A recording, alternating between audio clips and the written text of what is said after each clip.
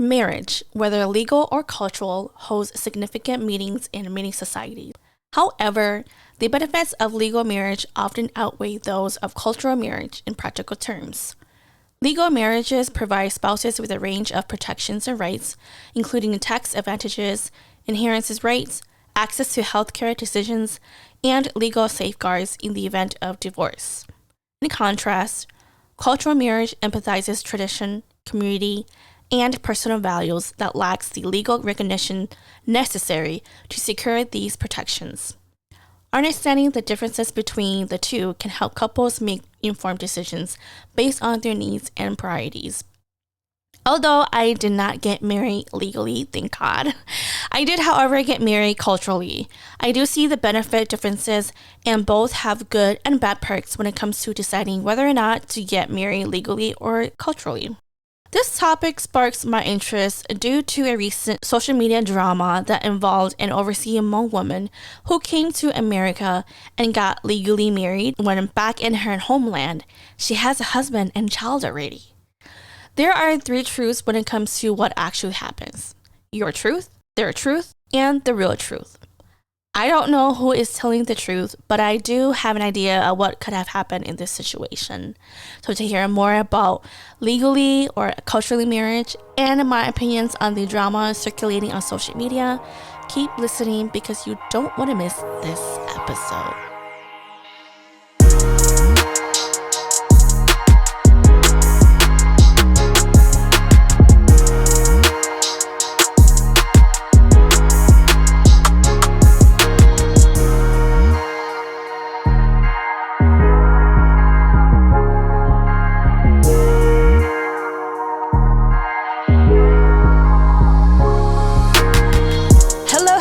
And welcome back to another episode of yours truly.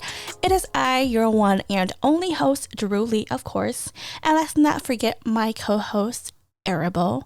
The good thing is that she is sleeping behind me, so she won't be as noisy as she was in my previous episode. So you guys won't be able to hear her jingling right beside me. But it's okay.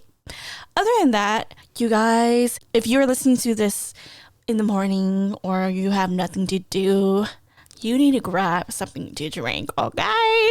Because on today's episode, this topic is, I have a lot of opinions when it comes to this topic, okay? And if you haven't noticed the title, marriage contract, I'm going to be exploring and talking and debunking the differences between getting married legally and culturally. And on top of that, some drama that has been happening on social media. So for those who love drama, stay tuned. But for those who don't care for drama, that is fine. I am just here just to educate you guys on things that is happening now. And for those who are engaged and are planning on getting married, hopefully this episode can provide some information for you if you're thinking about getting married legally or just staying within the cultural side of getting married, whatever floats your boat. Again, before I begin on this episode, I want to put on a disclaimer. You guys already know that I am honest, I am truthful, and I speak the truth, okay? I'm not no expert, but I like to do my little research and dig up some stuff here and there to make sure that all the things that I am saying is valid and that is true. And for those who basically cannot handle what I have to say, you're more than welcome to exit off of my episode because my podcast is not for everyone. If you happen to listen to this episode and you feel offended by what I have to say, we can agree to disagree. But if you feel hurt by it or you, have something against me or you hate me, you can exit off because at the end of the day, I'm here to bring awareness. I'm here to educate. I'm here to entertain. I'm here to, make you laugh. I don't know. But this is my podcast. If you want to create your own podcast, you're more than welcome to do that. But this is yours truly.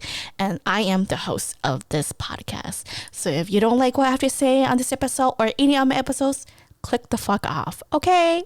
So with that being said, for those who are with me, I truly appreciate you. You never know if you're gonna have some lovers or haters that's gonna come in and listen. But you know what? It doesn't matter if you're a lover or hater. Thank you for the views. Because now I just know that you're paying attention and that whatever I am putting out there in the universe or on social media or whatever it is, that I don't know, maybe you will get something out of it. But anyways, let's just jump into this episode topic, you guys.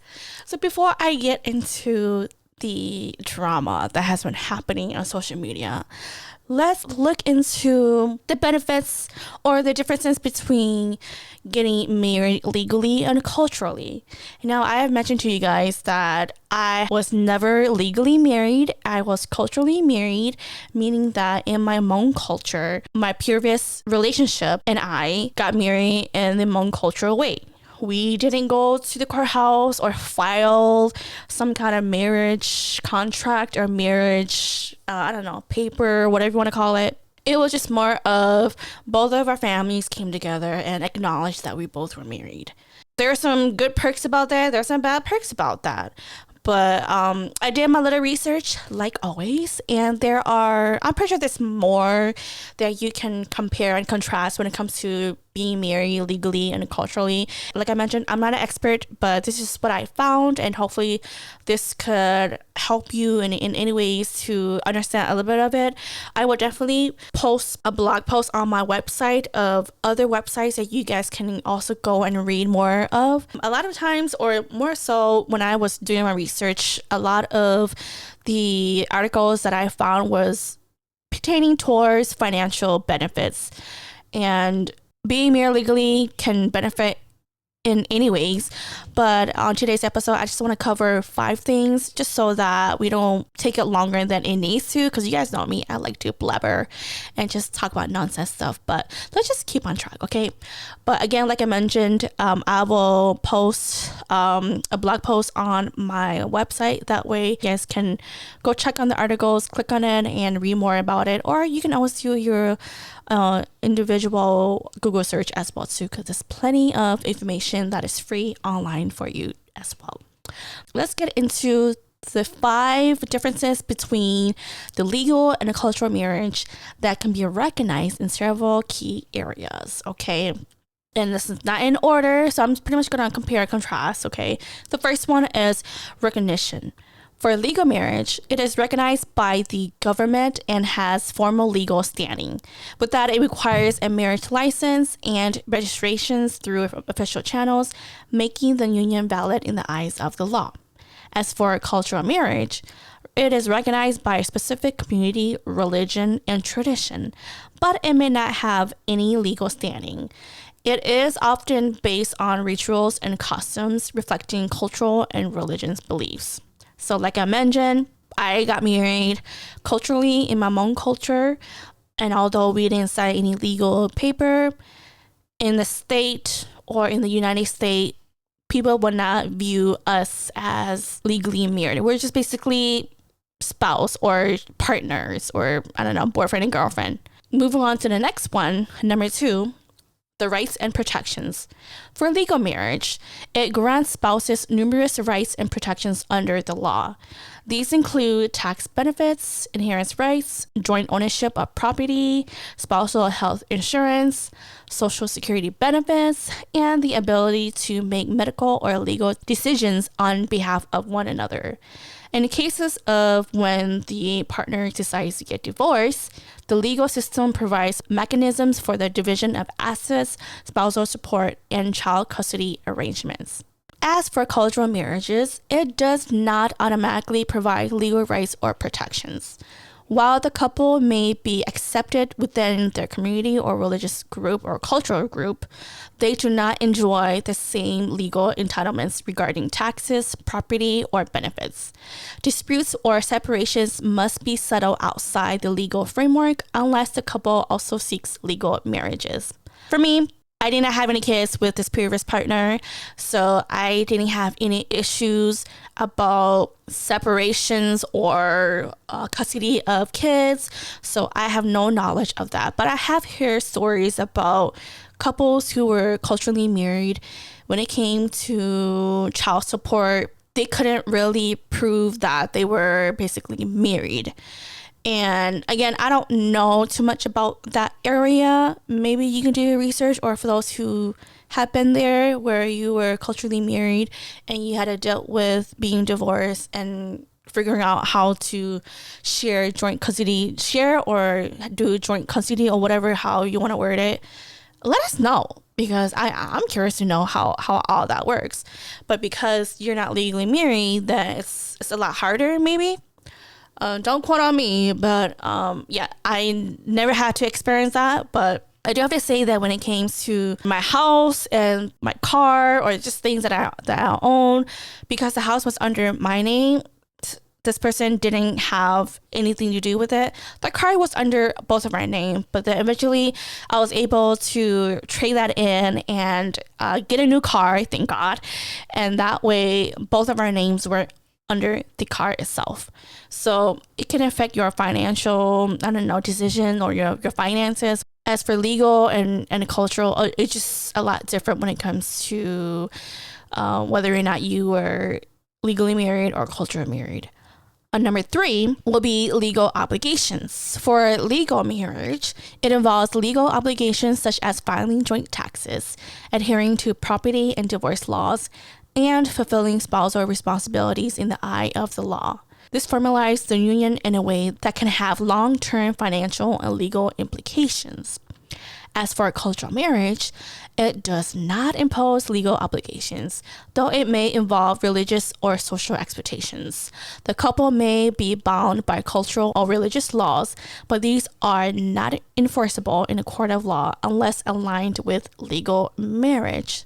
So again, if you happen to want to get divorced, you don't have to pay money, or you don't have to go to the court in order to finalize your divorce, nor will you be able to split, assets or have like joint taxes or anything like that. Again, I don't have all the knowledge in that. I've heard some stories, but I did not have an issue with that. And my divorce was really, it went through really smooth, and I didn't have to worry about like my finances or anything like that. Let's go on to the next one, which is number 4. That is social and religious importance. As for legal marriages, while legally binding, it may or may not have cultural or religious significance depending on the couple's beliefs. Some may choose to combine legal marriage with cultural or religious ceremonies. As for a cultural marriage, it holds significant meaning within a particular community, often linked to religious or traditional values. However, it's important to largely social, and that it may not have any legal consequences. Even if you were legally married, let's say you were to do your wedding, right? You could combine the cultural and religious into it. But I think there's like a difference with that. And sometimes some of the culture and some of the religious, they would rather have you get married legally by law in order to pretty much claim each other as a couple. And some couples, they don't care to be legally married because it's a lot easier. Whatever works for you, then it works for you. But I know that some people who go to church who are Christians, they do want to get married legally. That way, by law, then they actually have like the husband and wife title, versus in the culture, if you get married in one cultural way, you're still considered husband and wife. But then in paper, in the United States, you're still considered as single. So that's the difference. And the last one would be number 5, which is the dissolution. For legal marriage, ending a legal marriage requires a formal divorce process, which involves legal proceedings, the divisions of assets, and possible spousal and child support agreements. And as for a cultural marriage, it may be dissolved informally within the community, but without legal marriage, there is no need for court involvement. However, if the couple wishes to end a cultural marriage and divide assets, this may need to enter legal proceedings separately. So like I mentioned earlier, if I want to get divorced, I don't need to involve the state or to actually bring that person into court in order to get divorced. We will eventually have to have our clan leaders come together to talk about it and finalize the divorce process. Along with that, if there's any assets or any, financial things that we had together. If we both did not agree to split, or both of us were being petty and it needs a legal processing to proceed for the split of the finance, then we will eventually have to go to court in order to get that situated. So that's the difference. I do have to say, in my opinion, whatever you decide to do when it comes to getting married, either you want to get married legally or culturally, that's totally up to you. But because I have experienced only getting married culturally, I see the good and bad in it. And, everybody has their own experience when it comes to either or. Now, if you want to get married legally, that's totally fine. But just know that if you happen to want to get divorced, I do hear that it's a lot expensive and it's a lot more damaging versus cultural marriage. It's all about verbal talk. That's it. You don't need to have to go through court. You don't have to pay anybody to get your divorce situated. Although in the Hmong culture, I do hear that you do have to pay a fee. I don't know how much it is. But I heard that it's around like 1,000 or 2,000. I don't know. With that area, I will need to do my research more on that. But what I've heard is that in order to divorce within the Hmong community or the Hmong culture, you'll have to pay like a fee just to divorce each other, versus in the American legal marriage, it's a lot more. And again, I don't have that number. All in all, I'm saying just do your research. If you know anybody who were either legally married or culturally married and they got divorced, I'm pretty sure they will let you know what actually happens when it comes to the divorce procedures. You can ask them all these questions and pretty much get the information that you are looking for. If not, then you can always do your research as well too, because I'm pretty sure there's free information online for you to read. Okay? But in summary, legal marriage provides formal legal recognitions and rights, while cultural marriage primarily holds symbolic, traditional, or religious importance without legal benefits or protections. So many couples choose to combine both for a comprehensive personal and legal commitment. So whatever you choose to do, whether or not to be legally married or culturally married, that's all up to you. If you were to ask me, in my opinion, if I were to get married again, would I get married legally or culturally? And my opinion is that if I were to get married again, here's two things, okay, that I can pick from. The first one will be I will definitely get legally married. That way, if my next partner decide to divorce me or to leave me or cheat or whatever, right? Then I can legally sue his ass for all the shit that he put me through. Okay? On top of that, I'll probably do a prenup, and that could be a whole different episode, okay? But if I'm already established, successful, I have good money in my bank account, and let's say this next person did me wrong, then I can use a prenup and be able to sue his ass legally. That way, it's just fair that way, right? And on top of that, besides the negative stuff, I would want to get legally married. That way, I have that title of being a wife. Because during the time when I was culturally married, I was still considered single. And do I want to get married culturally again? My answer would be no. And the reason why I wouldn't want to get culturally married again is because from my experience and moving next to the other portion of this episode of the Hmong woman that came to the United States and got married legally to her, in our native language, Tiyao, which is second husband. But before I go there, going back to what I was trying to say is, although I was culturally married, when it comes to the divorce procedure, it was shit, okay? I don't know the proper way of getting divorced when it comes to the Hmong culture.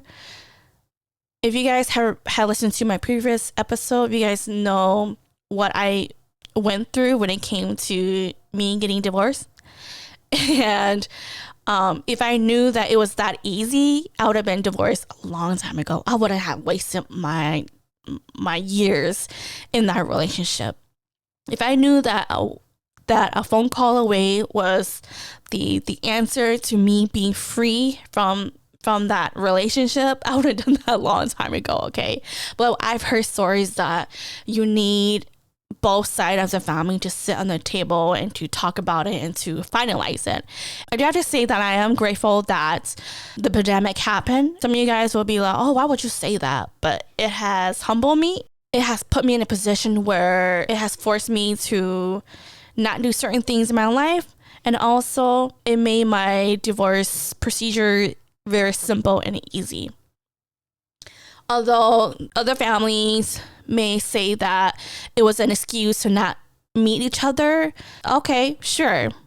But if I were to get married in a cultural way, I would never get married in a cultural way. And the reason why I would never want to get married in a cultural way anymore, because if you are going to have the wedding, have the wedding in the Hmong cultural way, and if you want to have the funerals, okay, let's add funerals in the cultural way, then why not do that for divorce as well? If you truly respect the culture and you truly believe and do everything to the T when it comes to the Hmong culture, then why not do that when it comes to marital issues, when it comes to divorce? Because I'm just one of these people that didn't really have the divorce procedure in the correct way. And I know some of you guys who probably went through a divorce who didn't really do it correctly as well too. It got me thinking, if I was supposed to do certain things a certain way per my culture, then why is it that it didn't do it the way that it's supposed to? So that means that I shouldn't follow through everything to the T when it comes to my culture, right? So what I'm trying to say is that the culture itself failed a lot of us, including me. When you grew up in a family who does not partake or participate in the Hmong culture as some other family members, or if you have parents who don't give a shit about you and what you got going on with your life, but yet they expect you to get married in the Hmong way or do the funeral in the Hmong way. What makes you think that I will want to get married again and do it in the Hmong way when every day in our lives we all have issues in our marriage, and the only thing that you can say to us is just to be patient, deal with it, and that's it. There's nothing that you guys can do to actually help us solve our issues. And we all don't know anything about marriage, but the fact that you guys expect us to know our culture, do everything that's in the culture, but when it comes to some deep ass shit or issues or trauma that is going on within the culture itself, nobody is there to help, or nobody's there to lend a hand. Nobody's don't give a fuck. So if that's the case, then I'd rather not get married culturally. I'll probably just lean towards legal so that it may protect me. But if not legal, then I'll just probably be in a relationship. That's it. I just have a partner and that's it. And I get it. When you're legally married, it does benefit, like I mentioned, health. It does benefit taxes. Let's say, going back to health, let's say if something were to happen to you or your partner, you get to say on it and you get to decide what goes forward when it comes to your partner's health. Same with benefits when it comes to taking days off of work just to take care of your spouse. I get all of that, and it makes sense. And I do believe that, we live in the United States. We don't live in Thailand or Laos anymore. And we live in a country where this is available to us. And if we were to protect ourselves, this is just the only way to do it. So in the future, if I happen to get married again, I will get legally married. That way I actually have that title, and it's a way to protect me and my spouse. So when you think about it, I didn't really get married at all. Now that I don't really believe in the Hmong culture marriage anymore, because it kind of fucked up me and my life. Let's just say that, you know, moving forward from this episode and forward, let's say that I was never married. I was just in a long-term situationship. It was a trial and error of what it would be like to get married. And unfortunately, that experience was shitty. And I wouldn't even ask anybody else to have that experience, because some people are not ready to be married. And, you know, I am forever thankful that this, I don't know, fake marriage or this delusional marriage or this cultural marriage was an eye-opening experience, if you want to call it. And I've learned a lot when it comes to being married. I learned a lot what it's like to be a married woman, what I can and cannot tolerate. And I will never get married culturally ever again. And if my next partner decides to get married culturally, I don't know. Maybe we were not meant for each other because I just don't believe it. My thing is that if you're going to do everything to a T when it comes to your culture, do it from A to Z. Don't just leave things out. If you're going to get married in the Hmong way, do it in the Hmong way. If you're going to get divorced in the Hmong way, divorce in the Hmong way. If you're going to hold a funeral, do it in the Hmong way. And if not, and you're leaving things out, or you're not willing to come in and talk about it, just do not do these things and just do it in the American way. And if not, just be in a long-term relationship. That will be fine. Okay. But yeah, we'll just say that I was in a long-term situationship. And for those who are not legally married and you are in a cultural marriage, we all are in a long-term situationship, and we were just doing a trial and error. That's it. Okay. But if you still believe in the cultural marriage, that's totally up to you. But in my opinion, moving forward, I was in a long-term relationship. I was never married. Okay. I was never married. It was just an experience. We can say that. Okay. It was a good experience. Lesson learned. Never again.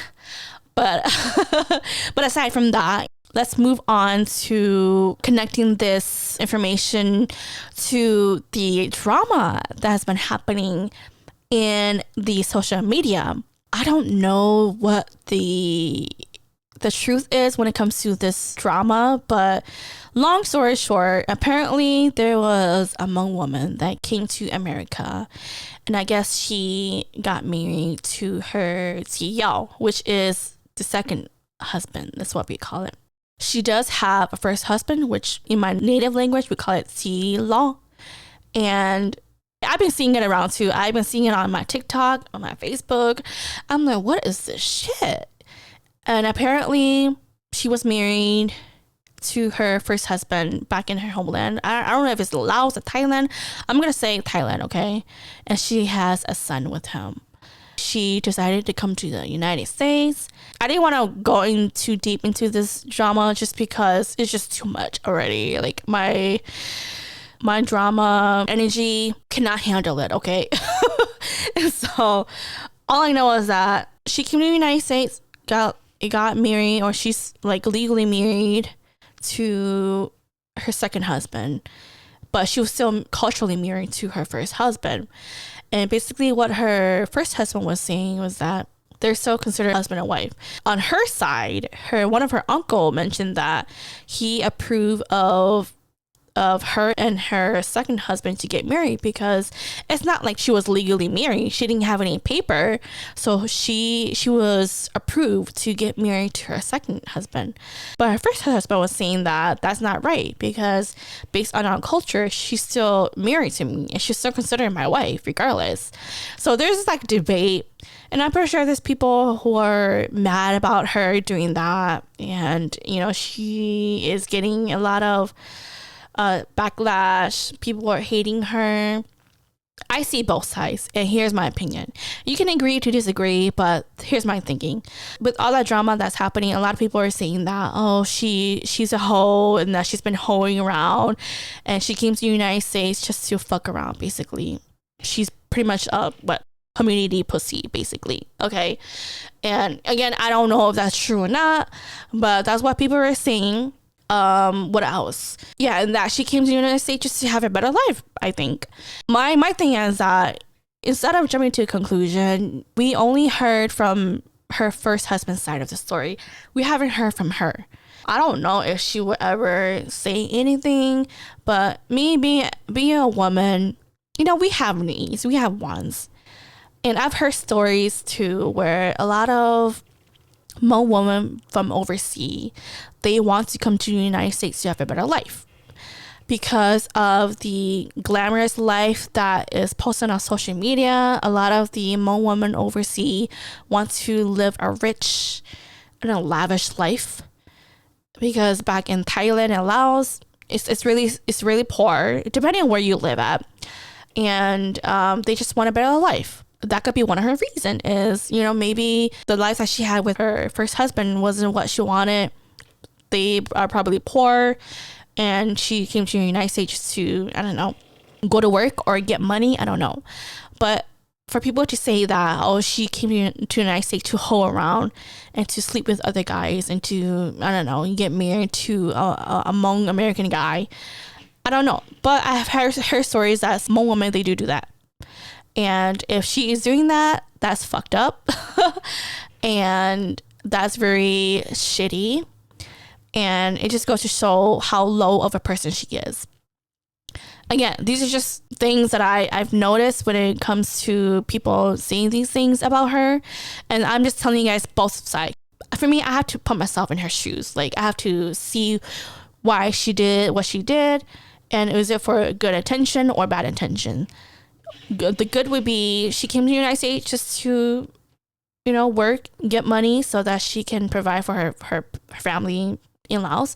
Or it could be the other side where she wants to fuck around, fuck as many dick as she wants, marry someone who's rich and who's in the United States so that she can have, I don't know, a place to call home in the United States. I don't know what her reason is, okay? Or it could be, like, going back to the first reason is maybe her husband's not treating her well. Maybe he's saying all these things, but what if he's not a good husband? And a lot of times in the Hmong community, especially in the Hmong relationship, in the Hmong marriage, a lot of times Hmong men don't know how to do right. They don't know how to treat the woman right. And it could be that too. Maybe she's just holding on there. She's just dealing with it, being patient, and maybe she wants something more in her life than just being a housewife to a Hmong guy who can't do shit for her, who's not motivated, who can't go out and find a good paying job, or he just don't know how to be a good partner in general. We don't know what her reasoning is, okay? So these are just some things that I'm just assuming that could be the reason why she did what she did. Again, we all don't live in her life. We don't know what goes on in her life. Just only her husband, and God knows the truth, okay? Coming from a Hmong woman myself, I can empathize and can understand either side. But at the end of the day, let's say if she did truly came to the United States just to fuck around, hoe around, and get passed around, I mean, kudos to you if you want to hoe around, but the fact that you are disrespecting the Hmong culture, you're disrespecting your marriage to your first husband, then you're at fault on that. For anybody who acknowledge you both as husband and wife, legally or not, my thing is that if you're going to get married culturally and everybody knows that you both are husband and wife, or if you're legally married and everybody, including the states, understand that you guys are husband and wife, then why the fuck would you step out of your marriage and disrespect your partner and do what you got to do? Like, that is so disrespectful. That's like so low of you. For you to come to the United States and find somebody else, leech on somebody else. My thing is that the person who found a new partner after their previous partner that quick is the problem. I don't care what anybody say, okay?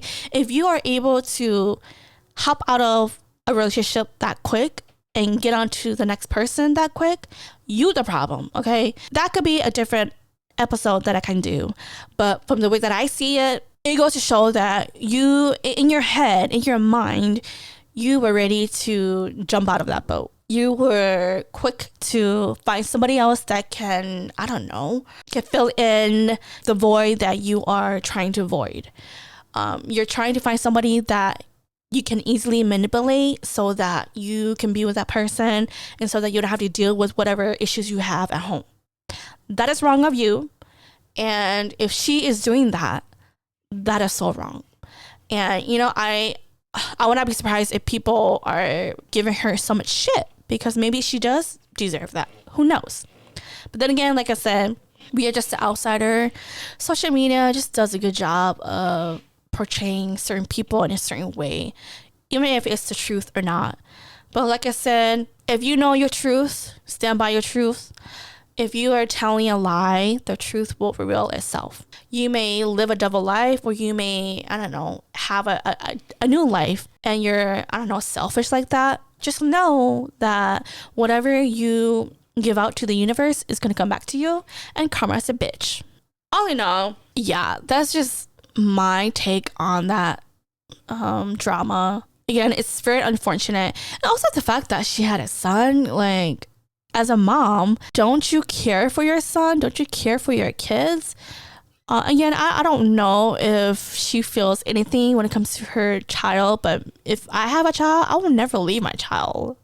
Like, straight up. Like, I will either go back or try to figure out how to bring him, or whatever it is. Or if not, I don't know, if you stay in the marriage, I don't know. Okay, but I think about that child. Okay, I think about, like, what's gonna happen now that she's here in the United States. All that happened. And also on top of that, I have a sense that, you know, a lot of people are mad. They're big mad. They're big mad that a Hmong woman actually was able to have a TL. Okay, like I mean, I give kudos to her too, because, you know, in the Hmong culture, for those who are either Hmong or not, but I'm going to let you guys know that in the Hmong culture, it is approved of a Hmong man to have multiple wives. If he cheats, it's part of being a Hmong man, I guess. If he has a second wife, a third wife, multiple wives, it's approved and it's okay for him. But when it comes to us Hmong women, we cannot do that. And if we do that, oh, all hell break loose, okay? Like, everybody makes a big deal out of it. But I do have to applaud her for being the first Hmong woman to have two husbands, because damn, if I knew that I can have two husbands, I would have got one already, okay? I would have gotten myself a second husband. I'm just joking, you guys, but that would have been nice. But I don't know why people are so mad about her, like big mad about her having two husbands.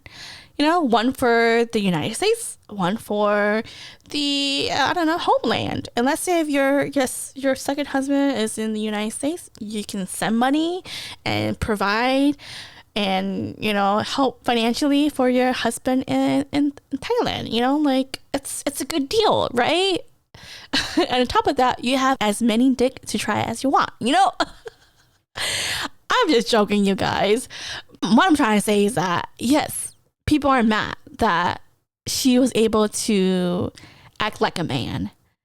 And I'm pretty sure a lot of Hmong men are mad about that. But hey, if she's the first one to do it and her families are okay with it, shit, let me fucking get myself a second husband too. Let me get, like, I don't know, multiple husbands for different reasons. I don't know. But yeah, with that being said, you guys, I'm just joking. But this situation, it is an eye-opening. And again, like I say, I don't know the whole details. I just know the surface level of it. To actually dive deep and to find the truth, you gotta watch all those videos and read all these comments, and it was just too much. But I just want to use this social media drama and relate to what are the difference when it comes to legal marriage and cultural marriage, because there are differences. There's good and bad. Whatever you decide to do, that's totally up to you. Just know that when it comes to divorce, it is different. For a cultural marriage, it's a lot easier to get away, but if you mix in finance, it's to be a lot harder. If you were to get legally married, divorce would be a lot harder. In this state, in the law state, in this country, it's all about paper. Having things on paper, that way it's proof that you both have that title of being husband and wife. Again, I hope that this episode was entertaining to you guys and that you guys enjoyed it. And as always, you guys can definitely go to my website and click on the articles that I found in regards to the benefits of getting legal or cultural married. And yeah, you guys, whatever floats your boat, you know. But my thing is that just be honest with yourself, be respectful when it comes to your relationship, respect your spouse and respect yourself. If you can't respect yourself, you can't respect your spouse, there's no point in being in a marriage. Marriage is not for everyone.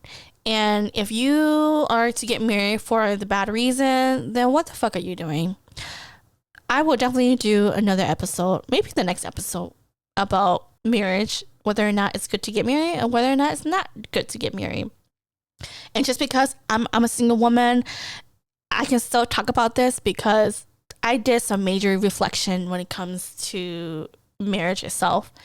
And you guys will have to stay tuned for this episode. But yeah, you guys, that's all I have for this one. Thanks to everyone who has listened to me from the beginning until now. To all my lovers and all my haters, thank you so much. Thank you for the views as well. I do appreciate everyone for always tuning in and trying to figure out what I'm doing in my life. I'm just that one person that's willing to share and bring awareness when it comes to being honest and truthful about life.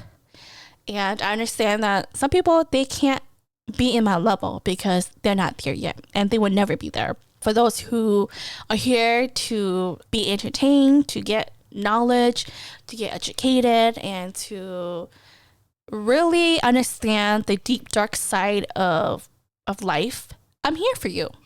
That's what I'm doing, and that's part of my podcast. And as always, I love each and every one of you, whether you're a lover or a hater. And without being said, always follow me on my Facebook, my Instagram, my website as well. What else? Facebook, my YouTube, and any of the podcast outlet as well too. Definitely check me out. And other than that, that is all I have for this episode, and I'll see you guys on the next one. Bye.